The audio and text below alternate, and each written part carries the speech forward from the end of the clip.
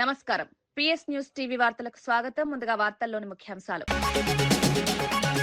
సంజీవని ప్రాజెక్టుపై సీఎం చంద్రబాబు సమీక్ష. నిరోధక వైద్యం లక్ష్యంగా కార్యక్రమం. లక్షల మందికి వైద్యం. రాష్ట్ర వ్యాప్తంగా వైద్య సదుపాయాల విస్తరణ.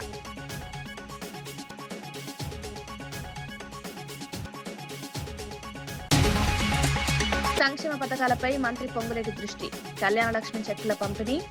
ఇందిరమ్మ ఇళ్ల నిర్మాణం వేగంగా పూర్తి. పేదల సంక్షేమమే ప్రభుత్వ లక్ష్యం.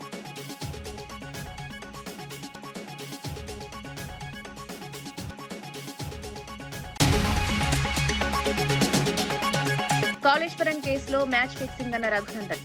కేసీఆర్ రేవంత్ రాజకీయాలపై ఘాటు ఆరోపణలు. నకిలీ పోరాటంలా రాజకీయాలంటూ విమర్శ. పూర్తి విచారణ జరపాలన్న డిమాండ్.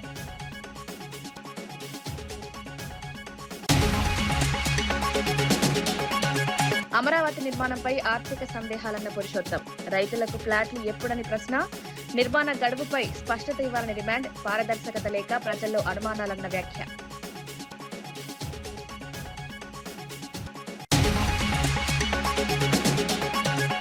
హైకోర్టు తీర్పు కాంగ్రెస్ కు చెంపపెట్టన్న కేటీఆర్. కాళేశ్వరం ఆరోపణలు రాజకీయ ప్రేరేపితమన్న కేటీఆర్. రాహుల్తో తప్పుడు ప్రచారం చేశారన్న విమర్శ. రైతుల ప్రయోజనాలే ముఖ్యమని వ్యాఖ్య.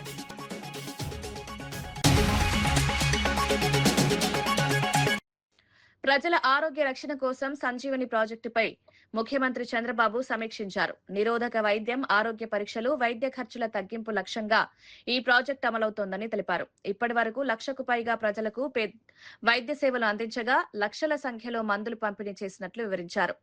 వేలాది పరీక్షలు నిర్వహించి ప్రజలకు ఉపశమనం కల్పించామన్నారు. అమరావతిలో న్యాచురోపతి కేంద్రం ఏర్పాటు చేయాలని ఆయుష్ శాఖకు ఆదేశించారు.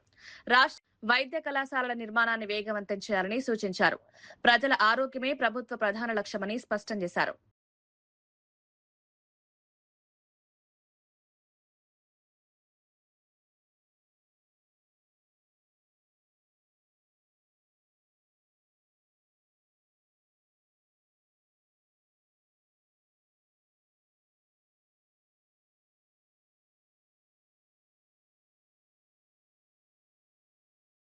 ఖమ్మం జిల్లా క్యాంపు కార్యాలయంలో మంత్రి పొంగులేటి శ్రీనివాసరెడ్డి కళ్యాణ లక్ష్మి చెక్కులను పంపిణీ చేశారు.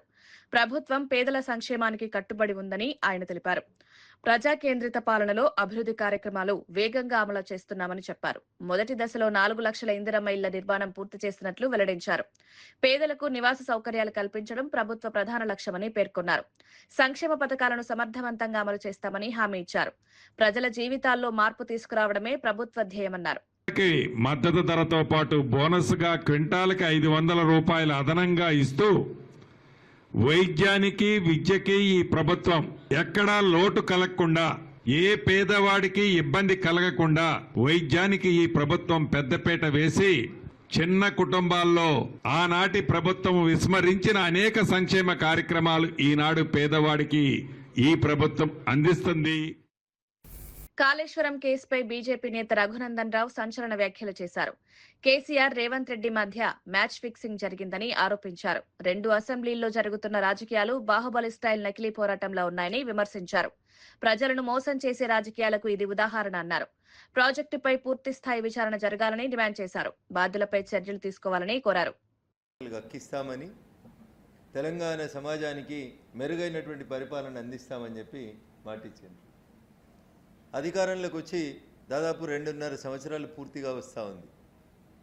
అధికారంలోకి రాగానే ఇది తన పరిధిలోకి రాదని, తాను విచారణ చేయడానికి శక్తి సరిపోదని గ్రహించి వెంటనే సిబిఐకి ఉత్తరం రాయాల్సినటువంటి రాష్ట్ర ముఖ్యమంత్రి రేవంత్ రెడ్డి గారు మీనమేషాలు లెక్కించి ఢిల్లీ అధిష్టానం పెద్దల సూచనతోటి కాంగ్రెస్ హైకమాండ్కి చంద్రశేఖరరావుకి మధ్యలో ఉన్న సత్సంబంధాలను దృష్టిలో పెట్టుకొని కేసుని తాత్సారం ఎట్లా చేయాలి, కాళేశ్వరం ప్రాజెక్టులో విచారణ ఆలస్యం జరగాలంటే ఏం చేయాలని బాగా చర్చించి న్యాయ నిపుణుల సూచనల మేరకు చంద్రశేఖరరావు కుటుంబంతో ఉన్నటువంటి ఒప్పందం మేరకు ఒక రిటైర్డ్ జడ్జ్ పిసి ఘోష్ పేరిట ఒక కమిషన్ను వేసి 2 సంవత్సరాల పాటు కాలయాపన చేసింది కాంగ్రెస్ పార్టీ, కాంగ్రెస్ ప్రభుత్వం, తెలంగాణ రాష్ట్ర ముఖ్యమంత్రి రేవంత్ రెడ్డి గారు.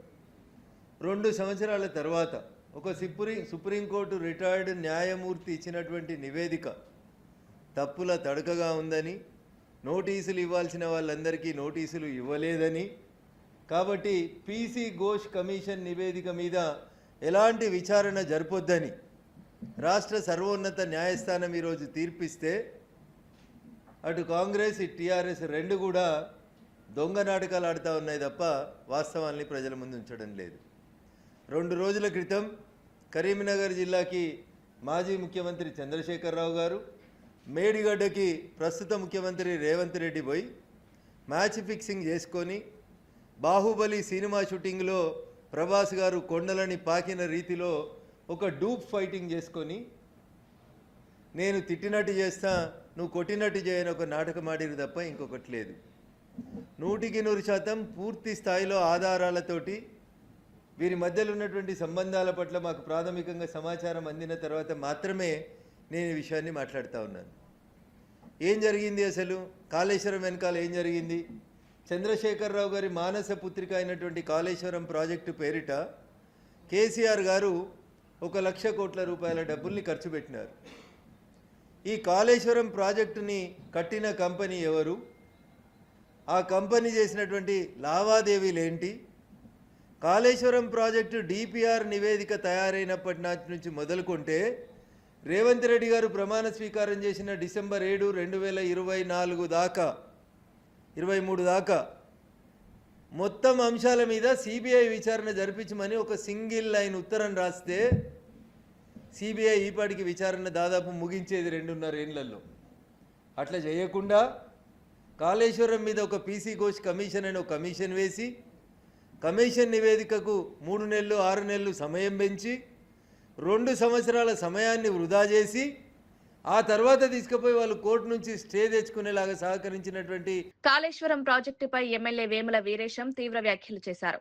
విచారణ సంస్థల నివేదికల ఆధారంగా బాధ్యులపై చర్యలు తీసుకోవాలని అసెంబ్లీలో తీర్మానం చేసినట్లు తెలిపారు.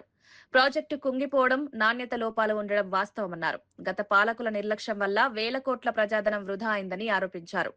కోర్టు తీర్పును అడ్డం పెట్టుకుని బీఆర్ఎస్ తప్పుడు ప్రచారం చేస్తోందన్నారు. ప్రజలు ఈ ప్రచారాన్ని నమ్మరన్నారు. నిజాలు బయటకొస్తాయని హెచ్చరించారు. తీర్మానం చేసి సిబిఐకి ఈ కేసును మేము ఇవ్వడం జరిగింది. సిబిఐ ఎంక్వైరీ జరగలేదు. సిబిఐ ఎంక్వైరీ ఇంకా ఆలస్యం జరుగుతూ ఉంది. ఈ రోజు కోర్టు సంబంధించినటువంటిది పీసీ ఘోష్ కమిషన్ ఆధారంగా వీళ్ళ మీద చర్యలు తీసుకోవద్దని చెప్పేసి స్పష్టం చేయడం జరిగింది. దీంట్లో కేసు మొత్తం గెలిచిపోయినట్టు, కేసు మొత్తం ఏదో ఇదైనట్టు గాయ గందరగోళమై గోబెల్స్ ప్రచారాన్ని అప్పుడే అంటగట్టుకున్నటువంటి బీఆర్ఎస్ పార్టీ వాళ్ళు ఈరోజు గోబెల్స్ ప్రచారాన్ని ఎత్తుకొని వాళ్ళ భుజానికి ఎత్తుకొని గోబెల్స్కు పెద్ద కొడుకులు కాబట్టి ఈరోజు గాయ గత్తరగా పబ్లిసిటీ చేసుకుంటా ఉన్నారు. ఈరోజు మేము చాలా స్పష్టంగా బీఆర్ఎస్ వాళ్ళని అడుగుతా ఉన్నాం. తెలంగాణ సమాజం కూడా గమనిస్తాం. కాళేశ్వరం ప్రాజెక్టు కూలిపోయింది నిజమా కాదా? కాళేశ్వరం ప్రాజెక్టు కూలిపోయి, కుంగిపోయి, పలిగిపోయి డ్యామేజ్ అయింది నిజమైనప్పుడు నాణ్యత లోపాలు ఉన్నాయి నిజమా కాదా? నాణ్యత లోపాలు ఉన్నప్పుడు, డ్యామేజ్ అయినప్పుడు, కూలిపోయినప్పుడు, దానికి నష్టమైనప్పుడు దానికి కారణం ఎవరు? ఆ ప్రభుత్వంలో ఉండి తానే ఇంజనీర్ అయి, తానే సైంటిస్ట్ అయి, తానే నిర్మాణ రంగంలో పిహెచ్డి చేసినటువంటి వ్యక్తిగా ఆనాడు ఆ ప్రాజెక్టు నిర్మాణానికి పూనుకున్నటువంటి పెద్దలా కాదా? దీన్ని తెలంగాణ సమాజం ఆలోచన చేస్తాం.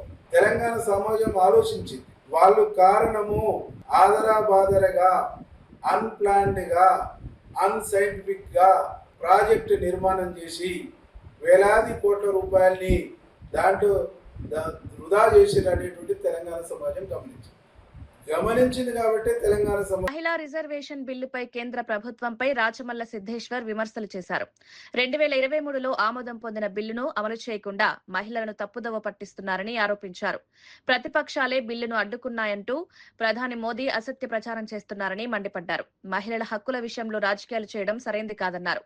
తక్షణమే బిల్లును అమలు చేసి మహిళలకు న్యాయం చేయాలని డిమాండ్ చేశారు. దేశవ్యాప్తంగా మహిళల సాధికారతకు ఇది కీలకమని పేర్కొన్నారు. కేంద్రం నిజాయితీగా వ్యవహరించాలన్నారు. వాళ్ళ వల్లనే బిల్లు వీగిపోయిందని చెప్పడం సిగ్గుచేటు. ఈ దేశానికి, ఇంత పెద్ద ప్రజాస్వామ్య దేశానికి ప్రధానమంత్రిగా ఉన్న వ్యక్తి ఇలా అబద్ధాలు మాట్లాడడం సరైంది కాదని ఈ సందర్భంగా చెప్తా ఉన్నాం. ముఖ్యంగా నరేంద్ర మోడీ గారికి తెలియదా అని అడుగుతా ఉన్నాం. 2023లో 400 మంది అనుకూలంగా ఓటేస్తే ఇద్దరు దాన్ని వ్యతిరేకించారు. అప్పటి నుంచి మీరు అమలు చేయకుండా ఆనాడే అమలు చేసి ఉంటే ఈరోజు ఈ పరిస్థితి వచ్చేది కాదు కదా. 2023లో వచ్చినప్పుడు ఆ తర్వాత ఇప్పుడున్న 543 సీట్లలో మహిళలకు 50% ఇవ్వాల్సింది ఎందుకు ఇవ్వలేదు మీరు? అది ఇవ్వకుండా ఇన్ని రోజులు దాన్ని తొక్కిపెట్టి పాస్ అయిన బిల్లుని తొక్కిపెట్టి ఈరోజు మళ్ళీ కుట్రలు కుతంత్రాలతో ఏదో రకంగా డీలిమిటేషన్ బిల్లు పాస్ చేయించుకోవడానికి మహిళల పేరున మహిళల భుజాన తుపాకీ పెట్టి ఈరోజు ప్రతిపక్షాలను, ఈ దేశంలో ఉన్నటువంటి ప్రాంతీయ పార్టీలను, దక్షిణాది రాష్ట్రాలను నాశనం చేయాలన్న ఒక కుట్రతో మీరు ఆ బిల్లు ప్రవేశపెట్టారు అన్నది ఈరోజు ఈ దేశంలో ఉన్నటువంటి మహిళలకు తెలియంది కాదు. ఈ దేశంలో ఉన్న మహిళలు చాలా వివేకవంతులు. మీరు చేస్తున్నటువంటి ఈ జిమ్మికులు అర్థం చేసుకునే స్టేజ్లో లేరనుకోవడం నిజంగా సిగ్గనిపిస్తూ ఉంది. ఇప్పటికైనా మహిళా బిల్లు ఆల్రెడీ పాస్ అయినది, మీరు ఇంప్లిమెంట్ చేయండి. ఉన్న సీట్లలోనే పార్లమెంట్లో ఏదైతే 543 ఉన్నాయో దాంట్లోనే సగం ఇచ్చేయండి. పై హైకోర్టు తీర్పును స్వాగతిస్తూ కేటీఆర్ స్పందించారు. నిజం చివరకు వెలుగులోకి వస్తుందనే నానుడిని ఈ తీర్పు మరోసారి నిరూపించిందన్నారు. కాంగ్రెస్ పార్టీ రాహుల్ గాంధీని తీసుకువచ్చి ప్రాజెక్టు పూర్తిగా కూలిపోయిందని తప్పుడు ప్రచారం చేసిందని విమర్శించారు. తాజా తీర్పు వారికి గట్టి సమాధానమని పేర్కొన్నారు. తెలంగాణ రైతాంగం తరపున హైకోర్టుకు ధన్యవాదాలు తెలిపారు. కాళేశ్వరం ప్రాజెక్టుపై జరుగుతున్న ఆరోపణలు రాజకీయ ప్రేరేపితమన్నారు. ప్రజలను తప్పుదోవ పట్టించే ప్రయత్నాలు విఫలమయ్యాయని పేర్కొన్నారు. అబద్ధం అంగీలా చేసుకుని ప్రపంచమంతా తిరిగి వస్తుంది అనే సామెత ఏదైతే ఉందో, ఈరోజు ముఖ్యంగా ఈ కాళేశ్వరం విషయంలో కాంగ్రెస్ పార్టీ చేసిన ఘోరాతి ఘోరమైన గోబెల్స్ని మించిపోయి చేసిన ప్రచారం ఏదైతే ఉన్నదో, ఇవాళ మన రాష్ట్ర అత్యున్నత న్యాయస్థానం ఇచ్చిన తీర్పుతో అది పటాపంచలైందని చెప్పి రాష్ట్రంలోని ప్రతి ఒక్కరూ భావిస్తూ ఉన్నారు. అబద్ధాలతో అద్భుతాల నిజానికి చాలా కాలం దాచలేరు. కాళేశ్వర మహత్యాన్ని కూడా కనిపించకుండా చేయలేరు. అది మళ్ళీ తేలిపోయింది. అబద్ధానికి ఆడంబరం ఎక్కువ కానీ ఆయుష్ తక్కువ.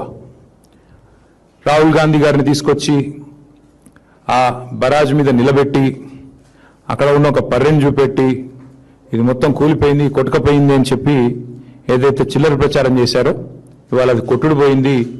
అంతిమ విజయం సత్యానిదే అని రుజువైంది. గోబెల్స్ని మించి దుష్ప్రచారం చేసిన ధూర్తులు ఎవరైతే ఉన్నారో వారందరికీ వాళ్ళ గూబ గుయ్యమనిపించే తీర్పు మన రాష్ట్ర అత్యున్నత న్యాయస్థానం ఇచ్చింది. ముందుగా రాష్ట్ర అత్యున్నత న్యాయస్థానానికి, హైకోర్టుకి మా పార్టీ పక్షాన, మా అందరి పక్షాన, తెలంగాణ రైతాంగం పక్షాన వారికి హృదయపూర్వకంగా నా ధన్యవాదాలు తెలియజేస్తా ఉన్నాం. అట్లాగే ఆర్టీసీ కార్మికుల డిమాండ్లపై ప్రభుత్వం సానుకూలంగా స్పందించిందని టీపీసీసీ ప్రతినిధి చరణ్ కౌశిక్ యాదవ్ తెలిపారు. మొత్తం 32 అంశాల్లో 29 డిమాండ్లకు ఇప్పటికే క్లియరెన్స్ ఇచ్చినట్లు వెల్లడించారు. ప్రజలకు ఇబ్బందులు కలగకుండా సమ్మె విరమించాలని కార్మికులకు విజ్ఞప్తి చేశారు. కాంగ్రెస్ ప్రభుత్వం అధికారంలోకి వచ్చిన వెంటనే మహాలక్ష్మి పథకాన్ని ప్రారంభించి ఆర్టీసీ బలోపేతానికి చర్యలు తీసుకుందన్నారు. ఈ పథకం కోసం భారీగా నిధులు విడుదల చేసినట్లు తెలిపారు. సమస్యలను చర్చల ద్వారానే పరిష్కరించాలని ప్రభుత్వ ధోరణి ఉందన్నారు. 33%, రాష్ట్ర ప్రభుత్వ వాటా 67% ఉంది. ప్రతిరోజు దాదాపు 65 లక్షల మంది ప్రయాణికులు ప్రయాణం చేస్తుంటారు. అందులో అత్యధికంగా మహిళలు 45 లక్షల మంది. కాబట్టి ఈ ఆర్టీసీ సమ్మె ద్వారా పేద మధ్యతరగతి ప్రజలకు ప్రధాన ఇబ్బంది జరుగుతుంది. కాబట్టి సమ్మెను మానవీయ కోణంలో విరమించుకోవడం చెప్పేసి కాంగ్రెస్ పార్టీ కోరుతా ఉంది. అదే కాకుండా 32 అంశాలు ఉంటే 29 అంశాల విషయంలో ప్రభుత్వం చాలా సానుకూలంగా పొన్నం ప్రభాకర్ గారి నేతృత్వంలో అన్నిటికీ కూడా క్లియరెన్స్ ఇచ్చారు. 3 సమస్యలు మాత్రమే కొంత జటిలమైన సమస్యలు ఉన్నాయి కాబట్టి ఆ విషయంలో మాత్రమే పొన్నం ప్రభాకర్ గారు కావచ్చు ప్రభుత్వం ఇంకా క్లియరెన్స్ ఇవ్వలేదు. చర్చలు జరుగుతున్న సందర్భంగా అధికారుల కమిటీ చర్చలు చేస్తున్న సందర్భంగానే చర్చలు పూర్తి కాకముందే కొంతమంది ఆర్టీసీ సంబంధించినటువంటి యూనియన్ నాయకులు బయటకు వచ్చి మేము సమ్మెకు పోతున్నామని చెప్పేసి అనవసరంగా గందరగోళ వాతావరణం క్రియేట్ చేసే ప్రయత్నం జరిగింది. అదే కాకుండా 300 కోట్ల మంది మహిళలు మహాలక్ష్మి పథకంలో ఇప్పటివరకు ఉచిత బస్సు ప్రయాణం ఉపయోగించుకుంటే దాదాపు 10,000 కోట్ల రూపాయలు రాష్ట్ర ప్రభుత్వం 7,800 కోట్ల రూపాయలు రాష్ట్ర ప్రభుత్వం చెల్లించింది. కొత్తగా కాంగ్రెస్ ప్రభుత్వం వచ్చిన తర్వాత 2,800 కొత్త బస్సులు కూడా కొనుగోలు చేసి తెలంగాణ రాష్ట్రం మెరుగైనటువంటి పబ్లిక్ ట్రాన్స్పోర్ట్ కల్పించే ప్రయత్నంలో ప్రభుత్వం ముందుకు పోతా ఉంది. ఇప్పుడు బీఆర్ఎస్ ప్రభుత్వంలో దాదాపు 51 రోజుల పాటు సమ్మె చేస్తే 30 మంది 25 నుంచి 30 మంది చనిపోయారు. పట్టించుకున్న పాపన పోలే. లాస్ట్కు హైకోర్టు జోక్యం చేసుకున్నా కూడా చాలా సందర్భాల్లో కేసీఆర్ గారి ప్రభుత్వంలో ఆర్టీసీని ఏ విధంగా ఆర్టీసీ కార్మికులు కావచ్చు, ఆర్టీసీని కావచ్చు, అదేవిధంగా ఆర్టీసీ కార్మికులను ఇబ్బంది పెట్టే ప్రయత్నం బీఆర్ఎస్ ప్రభుత్వంలో చేసింది. ఆనాడు 50,000 మంది ఆర్టీసీ కార్మికులు సమ్మెలో భాగస్వాములై దాదాపు 51 రోజులు చేసినా కూడా కోర్టు జోక్యం చాలా సందర్భాల్లో కోర్టు మొట్టెకాయ చేస్తే తప్ప కేసీఆర్ గారి ప్రభుత్వం ఆర్టీసీ కార్మికులతో చర్చలే చేయలేదు. కానీ కాంగ్రెస్ ప్రభుత్వం సదుద్దేశంతో, అదేవిధంగా గతంలో ఆర్టీసీ సంబంధించిన ఎండీ, ఎగ్జిక్యూటివ్ డైరెక్టర్ రిటైర్ అయిన వాళ్ళు ఉండేవాళ్ళు. కాంగ్రెస్ ప్రభుత్వం వచ్చిన తర్వాత ఐఏఎస్ల ఆధ్వర్యంలో, అదేవిధంగా ఎండీ గారు ఐఏఎస్, అదే కాకుండా కమిటీలో కూడా నిష్ణాతులైనటువంటి అధికారులను పెట్టి తెలంగాణ రాష్ట్రంలో ఆర్టీసీ సమస్యలు పరిష్కరించే ప్రయత్నంలో ప్రభుత్వం ముందుకు పోతా ఉంది. కాబట్టి బీఆర్ఎస్ పార్టీ అనవసరంగా గతంలో బీఆర్ఎస్ పార్టీలో అధికారంలో ఉన్నప్పుడు ఆర్టీసీ కార్మికులను చాలా అవమానించిన మాట వాస్తవం. కాంగ్రెస్ ప్రభుత్వంలో ఆర్టీసీ కార్మికులను కావచ్చు, ఆర్టీసీని కావచ్చు, ప్రజలకు మెరుగైనటువంటి పబ్లిక్ ట్రాన్స్పోర్ట్ కల్పించే ప్రయత్నంలో ప్రభుత్వం ముందుకు పోతా ఉంది. కాబట్టి ఆర్టీసీని కాపాడుకునే ప్రయత్నం కాంగ్రెస్ ప్రభుత్వం చేస్తుంది. ఖచ్చితంగా ఏదైతే డిమాండ్ ఉందో ఆ డిమాండ్లలో కూడా ఇప్పటికే దాదాపు 95% అన్ని సమస్యల పరిష్కారం రాష్ట్ర ప్రభుత్వం చూపించింది. కాబట్టి ఆ మిగతా 3 డిమాండ్లు ఏవైతున్నాయో ఆ రాష్ట్ర ప్రభుత్వం పరిశీలిస్తూ ఉంది. కాబట్టి ఇప్పటికైనా ఆర్టీసీలో ఉన్నటువంటి సిబ్బంది కావచ్చు, అదే కాకుండా ఆర్టీసీ కార్మికులంతా కూడా కాంగ్రెస్ ప్రభుత్వ సదుద్దేశంతో ఆర్టీసీ కార్మికుల సమస్య పరిష్కరించే ప్రయత్నం చేస్తూ ఉంది. కాబట్టి కొంతమంది నాయకులు అత్యుత్సాహం మూలంగా అనవసరంగా ఆర్టీసీ అదేవిధంగా సమ్మెబాట పడుతుందని చెప్పేసి నోటీస్ ఇవ్వడం జరిగింది. కాబట్టి కాంగ్రెస్ ప్రభుత్వం అన్ని సమస్యలు పరిష్కరించే ప్రయత్నం, ఆర్టీసీని కాపాడుకునే ప్రయత్నం కాంగ్రెస్ ప్రభుత్వం చేస్తూ తెలంగాణ రాష్ట్రంలో పబ్లిక్ ట్రాన్స్పోర్ట్ 70% ఉండే విధంగా తెలంగాణ రాష్ట్రంలో కాంగ్రెస్ ప్రభుత్వం ముందుకు పోతా ఉంది. దానిలో బాగా ఎంఎంటీఎస్ని కావచ్చు, ఆర్టీసీని కావచ్చు, మెట్రోను అనుసంధానం చేసే ప్రయత్నంలో కాంగ్రెస్ ప్రభుత్వం ముందుకు పోతూ పబ్లిక్ ట్రాన్స్పోర్ట్ 70% ఉన్నట్లయితే ఆ నగరం సుభిక్షంగా ఉంటుందని చెప్పేసి కాంగ్రెస్ ప్రభుత్వం జనసేన అధినేత పవన్ కళ్యాణ్ త్వరగా కోలుకోవాలని కోరుతూ రాజమండ్రిలో ప్రత్యేక పూజలు నిర్వహించారు. మహామృత్యుంజయ పాశుపత హననంలో పెద్ద సంఖ్యలో నాయకులు, అభిమానులు పాల్గొన్నారు. మంత్రి కందుల దుర్గేష్ ముఖ్య అతిథిగా హాజరై పూజలు చేశారు. పవన్ కళ్యాణ్ త్వరగా కోలుకుని ప్రజాసేవలోకి రావాలని ఆకాంక్షించారు. ఆయన ప్రజల కోసం పనిచేసే నాయకుడని పేర్కొన్నారు. ఈ పూజా కార్యక్రమం ఆధ్యాత్మికంగా ఎంతో ప్రాధాన్యత కలిగిందన్నారు.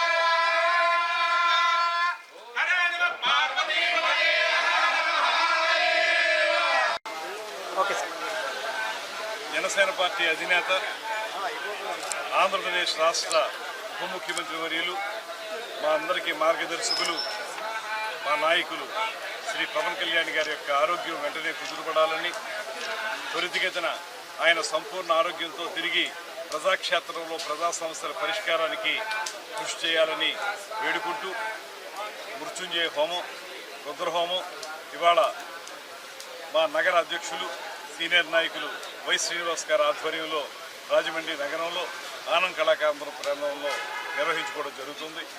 ఈ కార్యక్రమంలో ప్రధానంగా జన సైనికులు, వీర మహిళలు మేమందరం కలిసి కోరుకునేది ఒకటే, ప్రజల కోసం, ప్రజల అధికారం కోసం పార్టీని స్థాపించి ఆ పార్టీని ఈ స్థాయికి తీసుకురావడానికి ఒక దశాబ్దం కాలం పాటు అకుంఠిత దీక్షతోటి కార్యక్రమాలు నిర్వహించి మమ్మల్ని అందరినీ కూడా ఒక దిశానిర్దేశం చేసి ఒక బలమైనటువంటి రాజకీయ పార్టీగా తయారు చేసి ఇవాళ అధికారంలో భాగస్వామ్యం పొందినటువంటి సందర్భంలో ఉప ముఖ్యమంత్రి వర్యునిగా అదేవిధంగా చేపట్టినటువంటి శాఖల ద్వారా ఇతరత్ర శాఖల ద్వారా ఈ రాష్ట్రాన్ని సుసంపన్నం చేస్తున్నటువంటి శుభ సందర్భంలో ఒక అద్భుతమైన ప్రగతితోటి ఈ రాష్ట్రాన్ని ముందుకు తీసుకెళ్తున్నటువంటి నేపథ్యంలో ముఖ్యమంత్రి శ్రీ చంద్రబాబు నాయుడు గారి యొక్క సంపూర్ణమైనటువంటి సహకారంతో అనేక కార్యక్రమాలను చేపడుతున్న నేపథ్యంలో ఆయనకి చిన్నపాటి అనారోగ్యమైనప్పటికీ కూడా అది పూర్తిగా దాని నుంచి బయటపడాలని సంపూర్ణ ఆరోగ్యవంతునిగా తిరిగి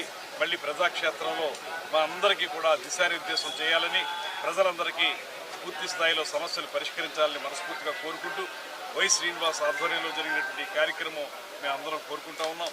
ఇప్పుడే అక్కడ హోమం జరుగుతూ ఉంది. అయిన తర్వాత పూర్ణాహతి తీసుకుంటాం. ఆ తర్వాత అందరం కూడా తప్పనిసరిగా ఆయన ఆరోగ్యం బాగుండాలనేటువంటి మాటతో ముందుకు వెళ్తామనేటువంటి విషయాన్ని తెలియజేస్తూ సెలవు తీసుకుంటాం. రైతుల సమస్యలపై ఎమ్మెల్సీ లేళ్ల అప్పిరెడ్డి తీవ్ర విమర్శలు చేశారు. మార్క్ఫెడ్ ద్వారా పంట కొనుగోలు చేసే ఆలోచనే ప్రభుత్వం చేయడం లేదని ఆరోపించారు. ప్రజలు గగ్గోలు పడుతూ ఉన్నారు. లా అండ్ ఆర్డర్ లేదు. It's totally utter failure government. ఇది ఎవరి కోసం ఎవరు పరిపాలిస్తున్నారో ప్రజలు ఇప్పటికి గమనించేసుకున్నారు. పొరపాటు ఎన్నుకోబడ్డారు వీళ్ళు. అది ఎలా ఎన్నుకున్నారో ఏంటో పరకాల ప్రభాకర్ గారి స్టోరీలు చూస్తే ఆ ఫైల్స్ అన్ని తెలియజేస్తాయి. పరకాల ప్రభాకర్ గారు లేవలెత్తిన దానికి ఈ రోజు కూడా కూటమిలో ఉన్నవాడు ఎవడూ సమాధానం చెప్పలేదు. వీళ్ళు దొంగ ఓట్లు గుద్దుకున్నారు అర్ధరాత్రిలో, వీళ్ళకి ఎవడూ ఓట్లు వేయలేదు ఆయన లెక్కల ప్రకారం చెప్తే అలా జరగలేదని ఒక్కడూ ఖండించలేదు. సరే పరిపాలన అంటామా? అందరికీ తెలుసు. నిన్నే చంద్రబాబు నాయుడు గారు చెన్నై ఎన్నికల్లో మాట్లాడి ఆ తర్వాత వాళ్ళ కొడుకు ఎక్కడ విహారయాత్రలో ఉంటాడో తెలియదు. పాపం ఒక అతనికేమో బాగలేక ఆరోగ్యం బాగలేక ఎక్కడో ఉన్నట్టున్నాడు. ఉన్నా ఒకటే లేకపోయినా ఒకటే. సో ఇంత గందరగోళం మధ్య ఈ రాష్ట్రంలో ఉన్నప్పుడు హత్య ఎక్కడైనా జరిగితే ఈ హత్య రాజకీయాలు అన్ని కూడా అలవాటు పడిన వ్యక్తి వేరే వాళ్ళ పేరు మీద జగన్మోహన్ రెడ్డి గారికి ఎలా పోయాలి, వైఎస్ఆర్ కాంగ్రెస్ పార్టీకి ఎలా పోయాలి? ఎంత దారుణం అంటే అలవాటు పడింది మీరు. నేను చదువుతాను, చిట్టా మొత్తం చదువుతా ఇప్పుడు నేను. ఎవరెవరు ఏ సమయంలో ఎవరెవరి మీద ఏ నెపాలు ఉన్నాయి, వాటి ఎన్ని కేసులు ఎదుర్కొన్నారు, అయినా సరే చిక్కకుండా దొరకకుండా చిక్కుతున్నటువంటి దొంగలు ఎవరు. ఎంక్వైరీ కమిటీ ఏదైతే ఉందో దాన్ని కూడా మార్చేశారు, ఇన్క్లూడింగ్ డిఎస్పీ. ఎందుకు మార్చారు? ఈ రోజు తెలుగుదేశం పార్టీని మేము అడుగుతా ఉన్నాం. వైఎస్ఆర్ కాంగ్రెస్ పార్టీ చాలా స్పష్టంగా నిలదీస్తూ ఉన్నాం. మీరు డిఎస్పీని ఎంక్వైరీ బృందాన్ని ఎందుకు మార్చారు? వాస్తవాలు చెప్తారేనా? అదే దీని వెనకాల ఎవరున్నారో తెలియజేస్తారేనా? అంటే మీరు అనుకున్నట్టుగా మీరు జగన్మోహన్ రెడ్డి గారి మీద, నిత్యానంద రెడ్డి మీద, లేకపోతే వైఎస్ఆర్ కాంగ్రెస్ పార్టీ నాయకుల మీద ఈ నెపాన్ని నెట్టి మీరు పబ్బం గడుపుకోవాలని చూస్తే అది నిజమే ఎవరో చేశారని చెప్పే బృందాన్ని మార్చేసి వీళ్ళ మీద నెట్టే ఒక బృందాన్ని తెచ్చుకోవడానికి ఒక ప్రయత్నం చేస్తా ఉన్నారు. This is too much. Jaganmohan Reddy గారు హత్య రాజకీయాలకు అలవాటు పడ్డారు. ఆదివాసీలకు నగర జీవన విధానం పరిచయం చేయాలనే ఉద్దేశంతో ప్రత్యేక కార్యక్రమాన్ని ప్రారంభించినట్లు మంత్రి జూపల్లి కృష్ణారావు తెలిపారు. ఆదిలాబాద్ అటవీ ప్రాంతాల నుంచి సుమారు 250 మంది ఆదివాసీలను బస్సుల ద్వారా హైదరాబాద్ కు తీసుకొచ్చారు. చార్మినార్, గోల్కొండ కోట వంటి చారిత్రక కట్టడాలతో పాటు ఆధునిక విమానాశ్రయాన్ని కూడా చూపిస్తున్నారు. పర్యాటక, సాంస్కృతిక శాఖల ఆధ్వర్యంలో ఈ కార్యక్రమం కొనసాగుతోంది. నగర అభివృద్ధి, సంస్కృతిని ప్రత్యక్షంగా చూపించడం ద్వారా ఆదివాసీలలో అవగాహన పెంపొందించడమే లక్ష్యమని మంత్రి తెలిపారు. ఈ కార్యక్రమం ద్వారా గ్రామీణ, నగర జీవన విధానాల మధ్య ఉన్న తేడాలను అర్థం చేసుకునే అవకాశం కలుగుతుందని పేర్కొన్నారు. కల్చరల్ మంత్రిగా మిమ్మల్ని టూరిజం తీసుకెళ్తే మిమ్మల్ని హైదరాబాద్ తీసుకెళ్తా చెప్పని చెప్పడం జరిగింది ఆ రోజున.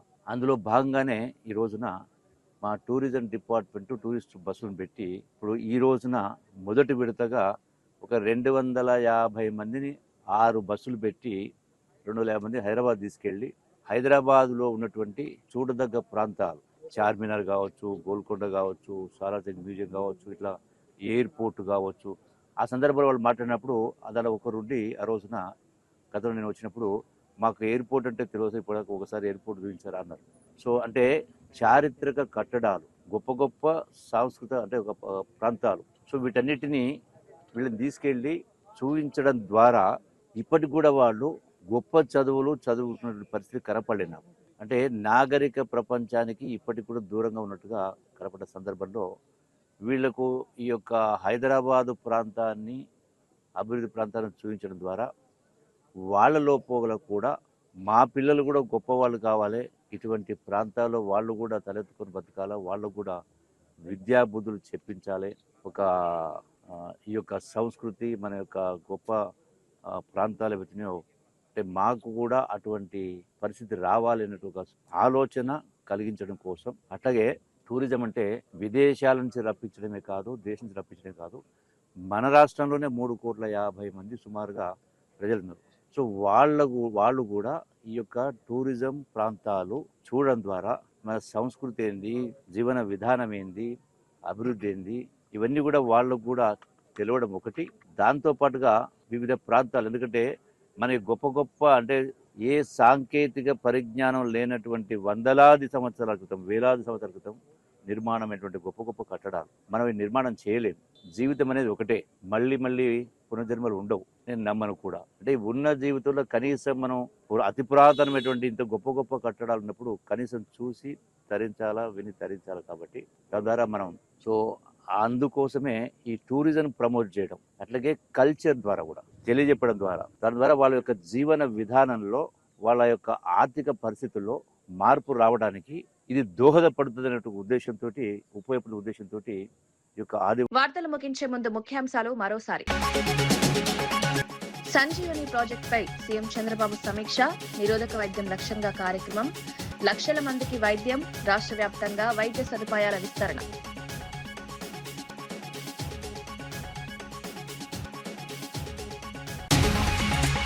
సంక్షేమ పథకాలపై మంత్రి పొంగులేటి దృష్టి, కళ్యాణ లక్ష్మి చెక్కుల పంపిణీ, ఇందిరమ్మ ఇళ్ల నిర్మాణం వేగంగా పూర్తి, పేదల సంక్షేమమే ప్రభుత్వ లక్ష్యం.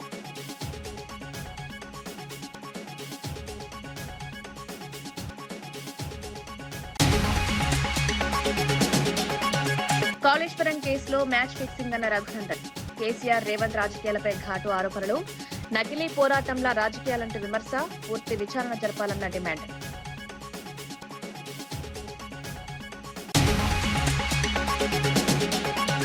అమరావతి నిర్మాణంపై ఆర్థిక సందేహాలన్న పురుషోత్తం, రైతులకు ఫ్లాట్లు ఎప్పుడని ప్రశ్న, నిర్మాణ గడువుపై స్పష్టత ఇవ్వాలని డిమాండ్, పారదర్శకత లేక ప్రజల్లో అనుమానాలన్న వ్యాఖ్య.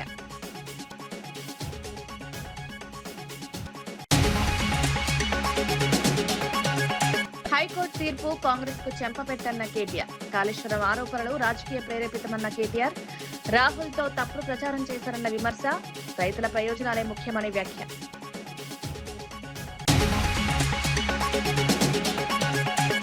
ఇవి ఈనాటి వార్తా విశేషాలు. మరో బులెటిన్లో మళ్ళీ కలుద్దాం. నమస్కారం.